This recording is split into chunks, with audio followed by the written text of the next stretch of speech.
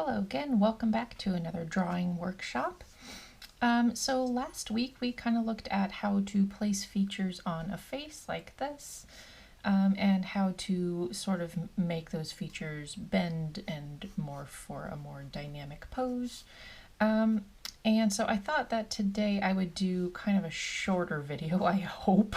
I tend to ramble, but I'm going to try and do a shorter video that talks about drawing eyes and like an eye shape. Just because I really kind of glossed over actually how to draw the features in the last video, just because I was focused on placing them and it was already going on 20 minutes and I panicked. So I'm just going to focus on eyes today. So it's going to be kind of short. I'm not going to get into a lot of different styles, I don't think. So I'll try and focus just on kind of how to draw them in this sort of situation, a more dynamic situation, and then a method for drawing them so that they look like they match, because that's kind of one of the difficult things when you start drawing, is making the eyes match. Okay, so I guess I'll just jump right in before I blab on too much. The first thing that you probably want to focus on when you're learning how to draw eyes is the shape of the eye socket and the eyeball.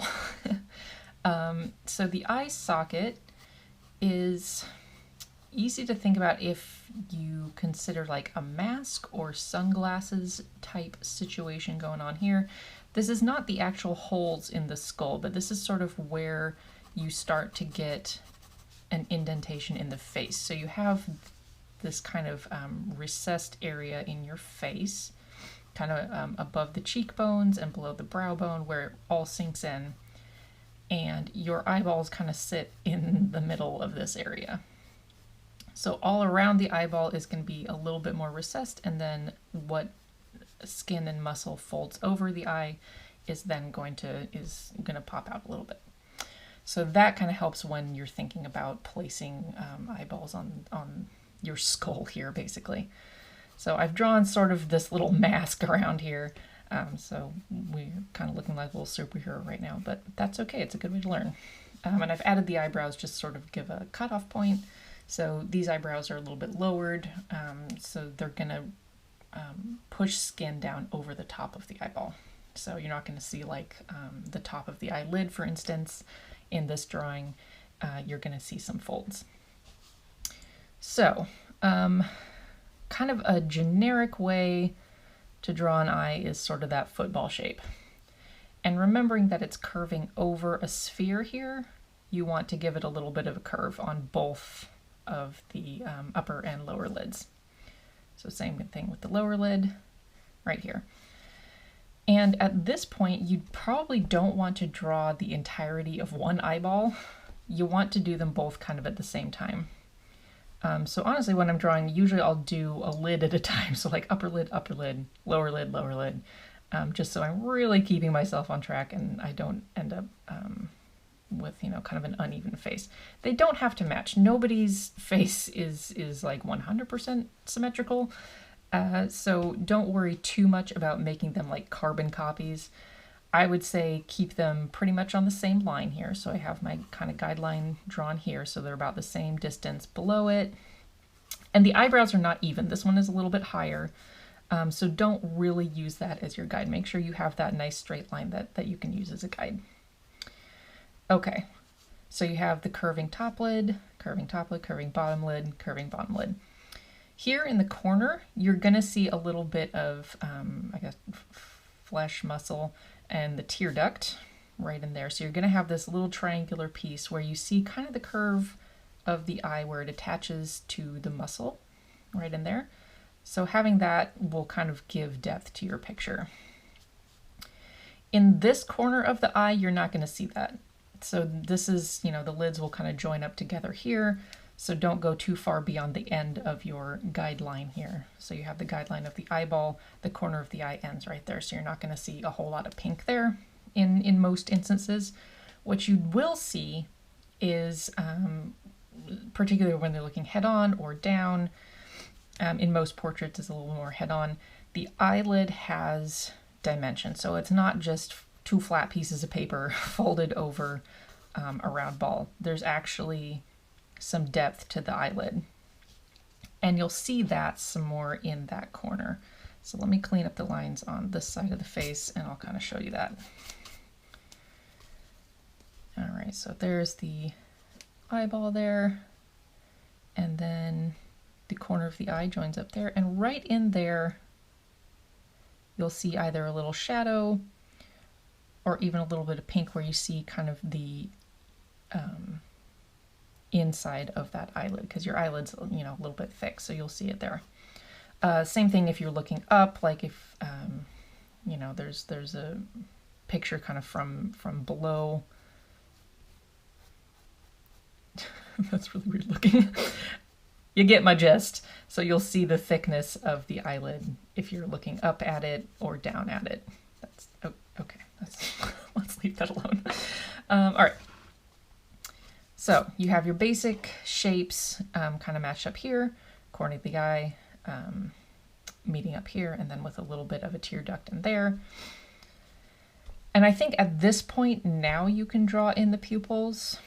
And the pupils are going to be circular, but you don't always see the entire circle. In fact, very often you don't unless a person's eye is very wide.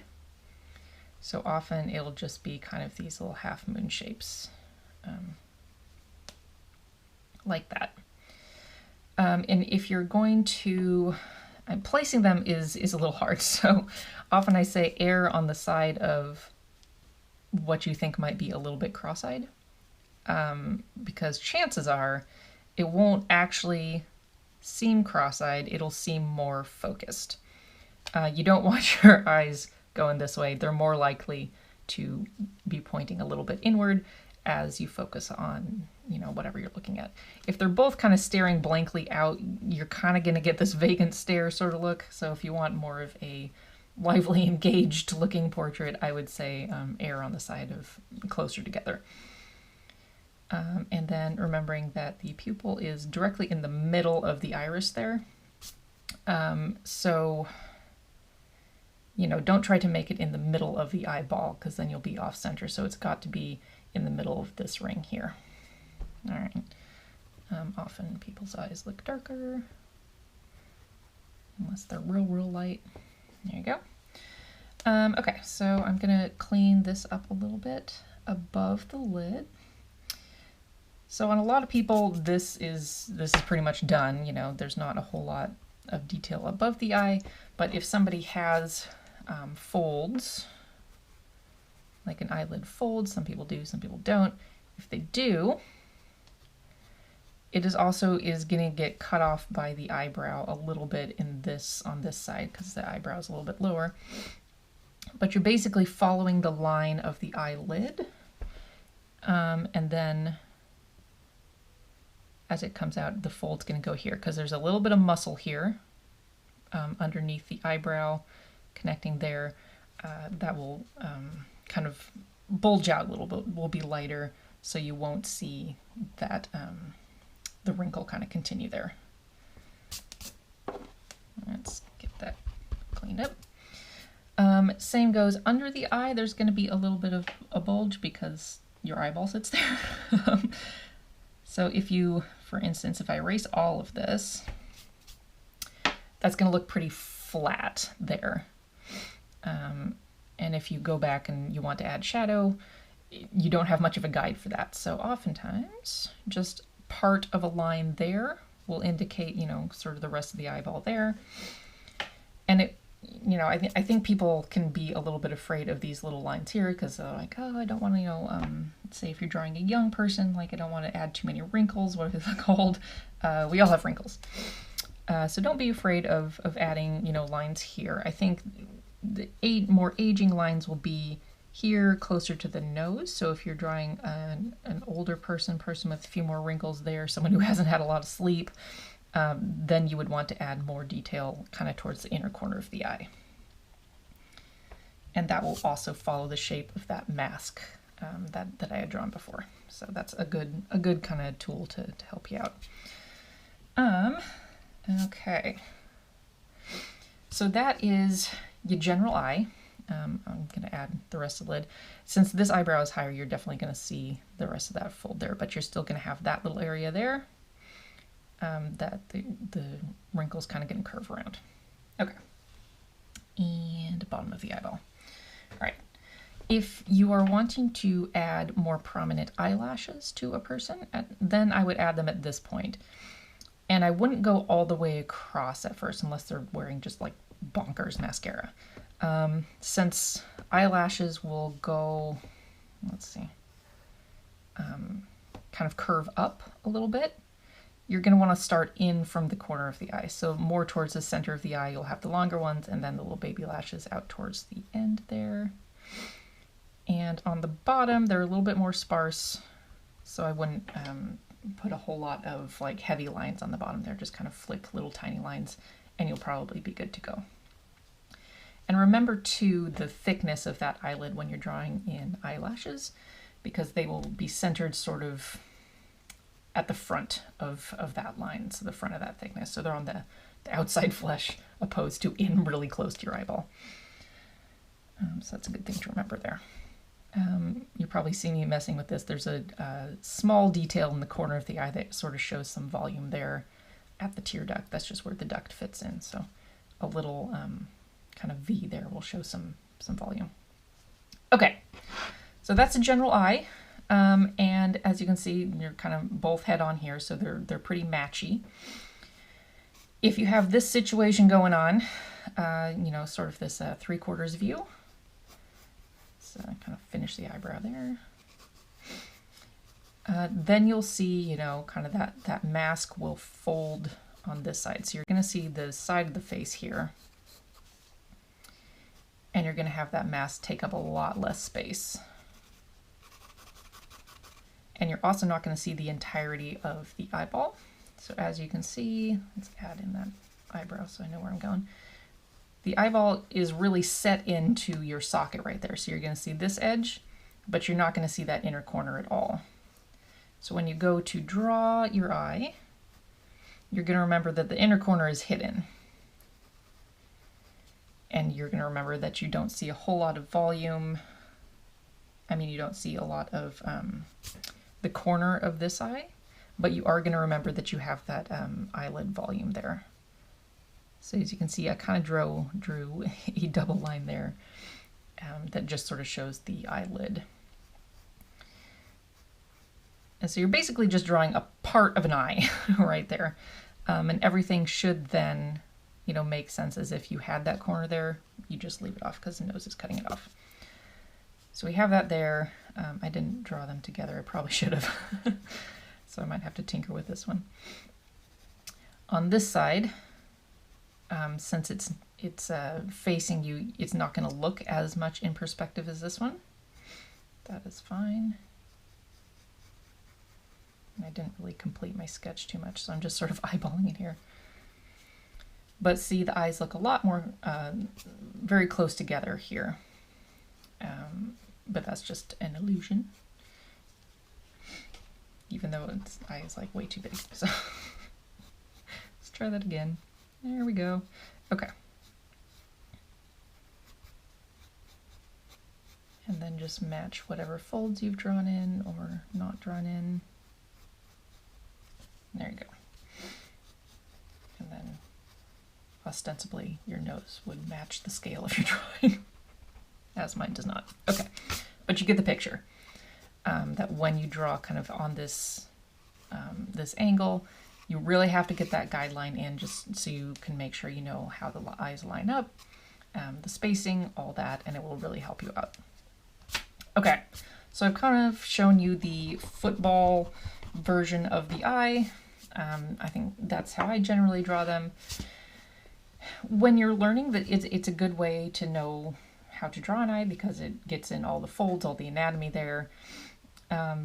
But as you go, like, style accounts for a lot when you're drawing eyes. You know, you can have this more stylized eye, a kind of a 3-stroke eye here. This is more like a Disney style, I guess. You'll see this a lot in Disney, where you have this 3-stroke eye with like the upper lid here. And they don't really do tear ducts a whole lot in Disney, so like that. And if you're watching more like Japanese animated things, they'll do more of a 2-stroke eye.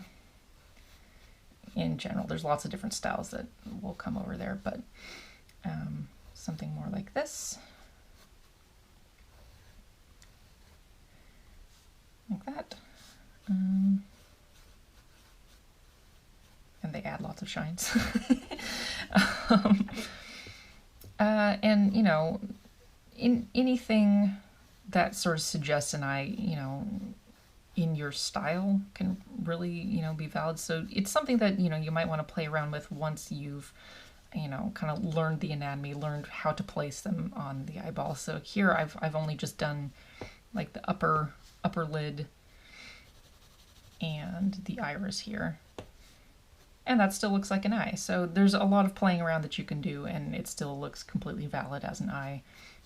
Another Japanese animation style will be just to have the upper lid, that, and then like one line that indicates the lower lid, and they don't connect anything else. It's all just implied on the face. So if the face you're drawing is simplified, simplify the eye.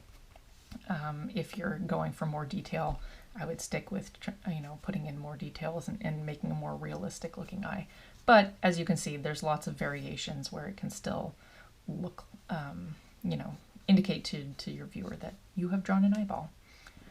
So I hope that helped and gives you some, you know, some reference when you're kind of starting to draw and find your style and all that. So yeah, so as I said, I mean, there's some rules if you're drawing a more realistic eye, but those break down very much once you're exploring style. So have fun discovering your style. I hope you liked this video. Please remember to subscribe to the Westland Public Library's YouTube channel and click the bell for updates, and I will see you next week. Bye.